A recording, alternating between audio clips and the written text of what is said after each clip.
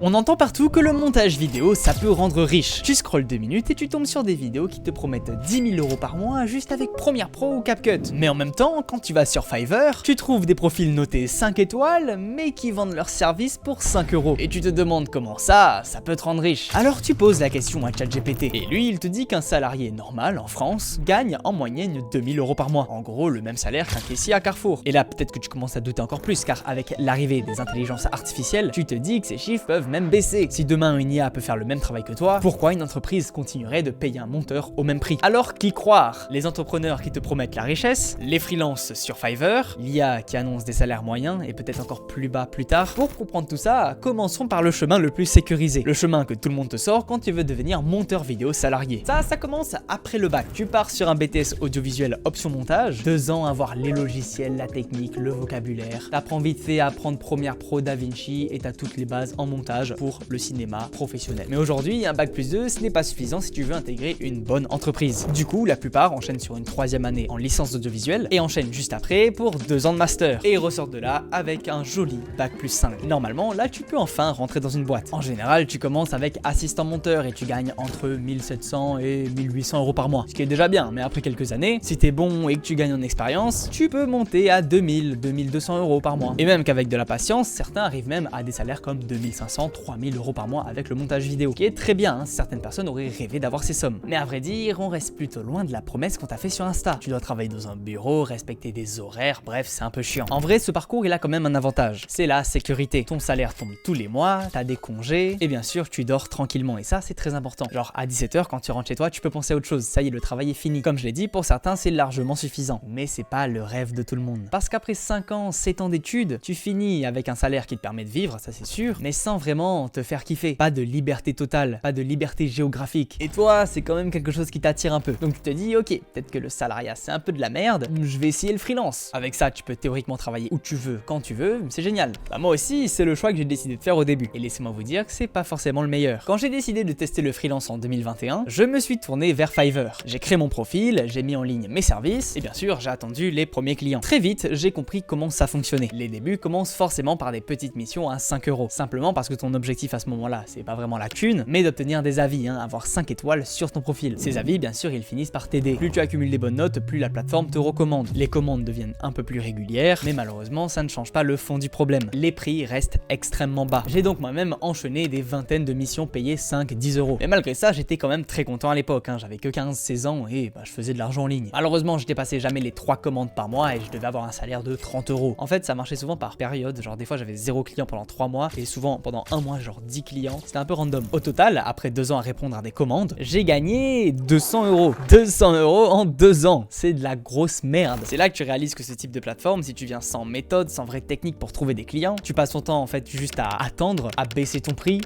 c'est un peu de la merde quoi. Après ces 2 ans, je commençais à prendre le montage plus au sérieux. Je voulais faire ça mon métier. Et du coup, je voulais plus de commandes. Je voulais avoir de nouvelles méthodes pour trouver des nouveaux clients plus rapidement hors Fiverr. Aussi dans le but de prouver que le montage est un métier qui peut te rendre riche. Et d'arriver au même résultat que les promesses que j'avais vues sur Instagram. Donc j'ai regardé un peu sur YouTube ce que les gens faisaient. Et je voyais des gens poster des vidéos appelées Je suis monteur vidéo. Avec certaines de ces vidéos dépassant des fois plusieurs milliers de vues. Et comme je savais pas trop quoi faire d'autre, j'ai fait la même chose. J'ai créé une chaîne YouTube qui s'appelle Rafedit et j'ai commencé à créer un genre de personal branding autour de cette première vidéo. Donc voilà, j'ai fait la vidéo tranquille, je la poste. Et direct de toutes les vidéos que j'ai postées sur YouTube, c'est celle qui a le mieux marché. Grâce à ça, à l'époque, j'ai eu quelques DM sur Discord. Des personnes intéressées par mon montage et donc des premiers vrais clients qui payaient des sommes à 3 chiffres. Avec ça, j'avais capté un truc. Montrer ce que tu fais et ça peut ramener de la visibilité. Donc en gros des clients et ça, il y avait pas ça sur Fiverr. Fiverr, c'était un système de recommandation. Je faisais juste qu'attendre. Mais j'étais loin d'imaginer qu'il y avait encore d'autres techniques encore plus cheatées pour trouver des clients. Car oui, créer une chaîne YouTube, c'était que le début. Il me restait encore pas mal de choses à apprendre si je voulais vraiment trouver de gros clients. Des clients qui payent vraiment bien.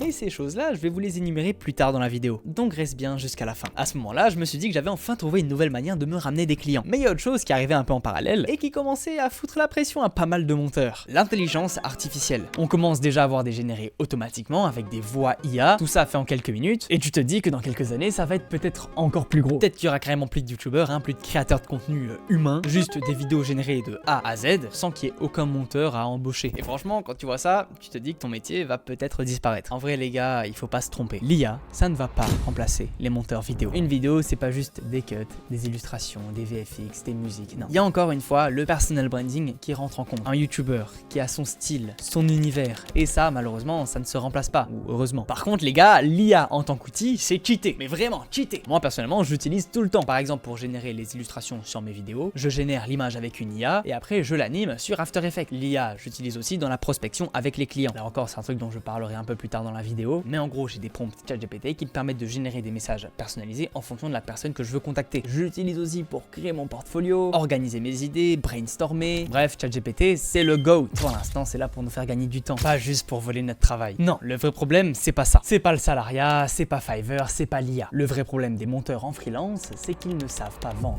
Moi aussi j'ai cru que c'était une question de talent, que si je tryhardais en montage, si genre j'étais plus créatif au niveau des effets, je faisais des trucs plus stylés avec After Effects ou je sais pas quoi, j'aurais eu plus de clients. Donc c'est ce que j'ai fait, j'ai appris After Effects, j'ai créé mes propres presets, mais en vrai c'est pas ça qui m'a rapporté plus de clients. Jusqu'au jour où j'ai demandé de l'aide à ces personnes qui réussissaient en montage. Je les avais ajoutés sur Discord, dedans il y avait certains monteurs qui montaient pour des youtubeurs dont vous connaissez probablement tous, et bien sûr qu'ils gagnaient beaucoup plus que moi. Je leur avais donc commencé à poser mes petites questions, genre comment est-ce que vous faites pour trouver des clients, et à chaque fois ils répondaient assez gentiment à mes questions et j'ai appris plein de choses. Et j'ai pas voulu m'arrêter là, hein. J'ai commencé à regarder des vidéos d'Alex Hormozy et avec toutes ces informations, tout ce que j'ai appris sur la vente, j'ai compris tout ce qui me manquait. C'était bien sûr pas d'être meilleur en montage, mais c'était de savoir trouver des clients, leur parler, les convaincre, proposer au bon moment et surtout être payé au vrai prix. Donc j'ai appliqué tout ce que j'avais appris et petit à petit, bon ça a pris du temps, mais j'ai vu les résultats tomber. Après 3 mois de tryhard, j'ai eu les premières réponses de mes prospects, puis mes premiers vrais chiffres avec un client régulier que j'avais donc réussi à fidéliser. Let's go. J'ai créé un vrai portfolio, etc.,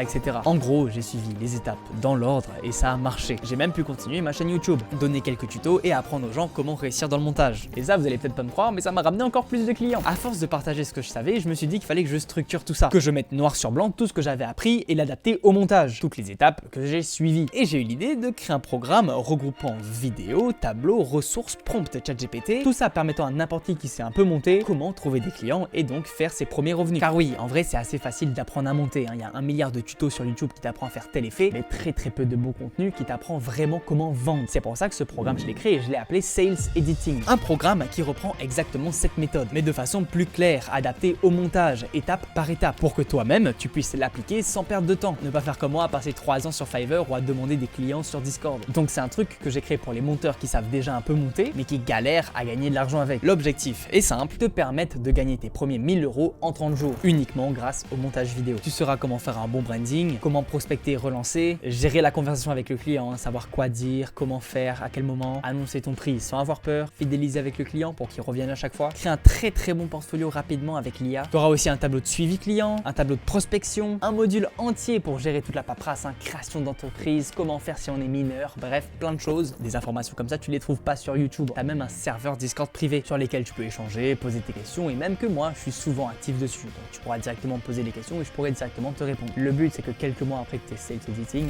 tu puisses littéralement vivre du montage vidéo. Et pour que ça arrive, j'ai mis une offre de lancement. Elle dure 7 jours, donc elle s'arrête le 3 octobre. Je vais pas rentrer dans les détails ici, je t'invite à aller cliquer le premier lien en description et dessus tu pourras voir une vidéo, il faut la regarder, c'est important. Si tu as regardé jusqu'ici, c'est que tu as vu la réalité des choses. Le salariat, ça va te bloquer un maximum genre 3000 €, vraiment max. Le freelance, sans méthode, c'est du Fiverr, ah bien sûr, être payé 30 € par mois avec 5 € l'émission. Et l'IA, malgré tout ce qu'on dit, bien évidemment, ça reste juste un outil idéal pour les monteurs comme nous. Maintenant, en vrai, tu as 2 options, soit tu continues à prospecter sur Discord et avoir des clients à 20-30 € max, ou soit tu passes à l'action, tu travailles d'abord sur ta méthode, tu peux lire des livres sur la vente, tu crées ton propre plan, ou bien tu suis un plan qui existe déjà, comme par exemple Sales Editing. Moi, c'est ce que j'ai fait, et comme pas mal de monteurs qui l'ont bien compris, je suis bien payé. Mais pour ça, j'ai galéré, j'ai testé, j'ai appliqué, et aujourd'hui, j'ai arrêté les petites missions à 50, 60, 100 € et me concentre uniquement sur des gros projets. Je choisis mes prix et je kiffe un peu ce que je fais. Et bien sûr, c'est ce que je veux pour toi aussi. Donc si t'es sérieux, tu peux nous rejoindre en cliquant sur le premier lien en description, profiter de l'offre et bien sûr rejoindre Sales Editing. Merci d'avoir regardé la vidéo. Ça fait très longtemps les amis, désolé, j'étais un peu en vacances, j'avais fait une petite pause et bien sûr je me concentrais sur Sales Editing. Mais vous inquiétez pas, je vais essayer de revenir avec plus de régularité, logiquement, théoriquement. Et si vous n'êtes pas abonné, n'hésitez pas à vous abonner bien évidemment.